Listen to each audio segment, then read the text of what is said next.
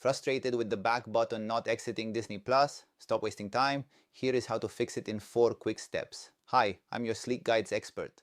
Before we begin, remember, these steps apply to your own account and your own device or app only. Avoid third-party recovery tools as they are security risks. Step 1. The simplest fix is a power cycle. Unplug your device from the power source for at least 60 seconds. Then plug it back in and restart. This often clears minor software glitches that cause button unresponsiveness. Step 2. Clear the app cache. Overloaded temporary files can prevent the back button from triggering correctly. Navigate to your app settings, select Disney Plus and choose Clear Cache. Do not select Clear Data unless you want to log in again.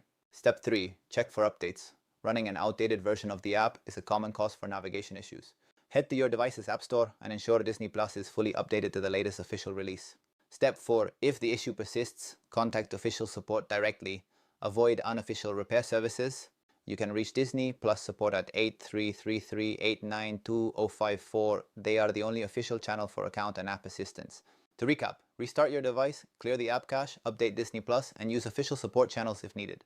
Thanks for watching. For more quick tech solutions, subscribe to Sleek Guides. See you in the next one.